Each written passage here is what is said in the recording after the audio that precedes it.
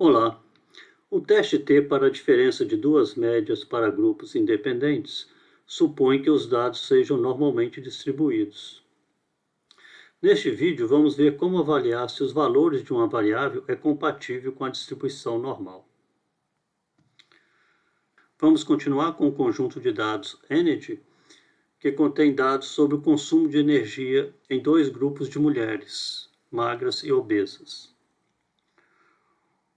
Um instrumento visual útil para checar a normalidade de dados é o gráfico de probabilidade normal, ou Normal Probability Plot em inglês, ou também chamado de gráfico de comparação de quantis da normal.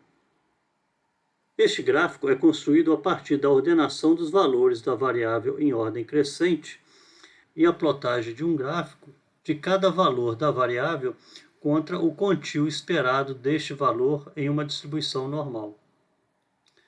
Esse gráfico será uma linha reta se os dados seguirem uma distribuição normal. Há diversas aproximações para o cálculo do quantio esperado de um valor de uma variável. Esta é a fórmula utilizada pelo R, onde φ-1 é o quantio da distribuição normal. N é o número de valores da variável e I representa cada um dos valores da variável. O valor de A é dado por 3/8 se o número de elementos for menor ou igual a 10, ou 0,5 se N for maior que 10. Vamos mostrar como seriam obtidos os pares de pontos para construir o gráfico de probabilidade normal para o grupo de obesas do conjunto de dados Energy. Aqui estão os valores do consumo de energia para as mulheres obesas e magras. Vamos selecionar os valores de obesas e vamos montar essa tabela. Aqui estão os valores de consumo de energia para as mulheres obesas, ordenados em ordem crescente. Então temos 9 elementos. Como N é menor que 10, o valor de A é igual a 3/8, ou 0,375. Então, substituindo os valores de N e A no argumento da função quantio da distribuição normal, nós obtemos essa expressão, que calculada para cada valor do consumo de energia, vão dar esses valores nessa coluna. A partir desses valores, obtemos os valores de ZI, que são mostrados nessa última coluna. O gráfico de comparação de quantis é mostrado ao lado, onde o valor de ZI está no eixo X e o valor de consumo de energia está no eixo Y.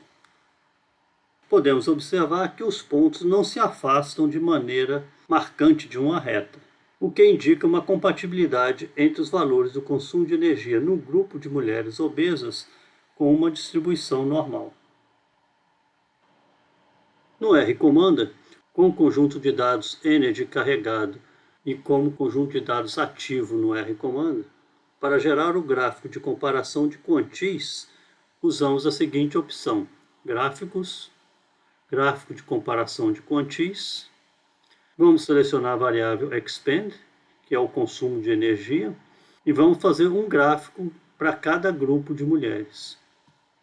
A variável stat já está selecionada, clicamos em OK. Na aba Opções, vamos manter a distribuição normal selecionada e vamos marcar essa opção de não identificar os pontos no gráfico. Vamos clicar em OK. E aqui nós vemos os dois gráficos de comparação de quantis para as mulheres magras e para as mulheres obesas. Este gráfico das mulheres obesas é o mesmo que vimos no slide anterior.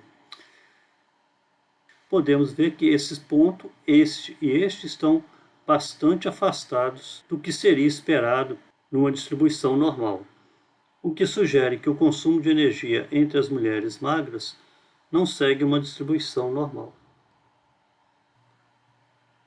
Há outros recursos, entre eles vários testes estatísticos para verificar a hipótese de normalidade dos dados. Vamos realizar um teste de normalidade no R-Commander por meio da seguinte opção: Estatísticas, Resumos. Test of Normality.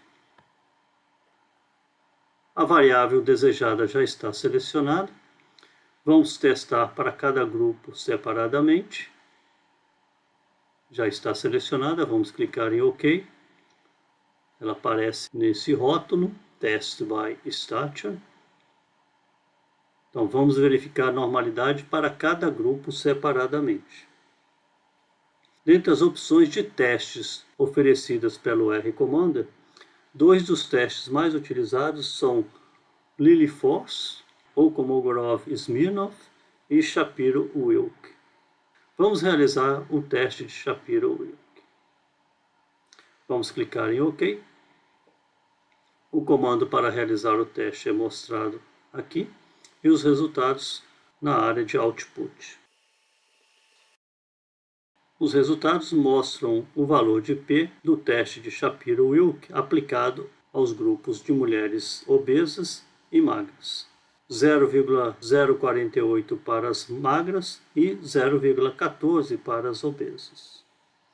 Como são realizados dois testes, há uma correção dos valores de P para múltiplos testes, usando o método de Holm, que resulta nestes valores de P: 0,096 para as magras e 0,14 para as obesas. Continuando com o nível de significância de 10% que usamos nos vídeos anteriores, mesmo com a correção de Holm, rejeitaríamos a hipótese de normalidade dos valores da variável energy para as mulheres magras. Esses resultados estão de acordo com os obtidos nos gráficos de comparação de quantias, indicando um ligeiro desvio da normalidade para as mulheres magras.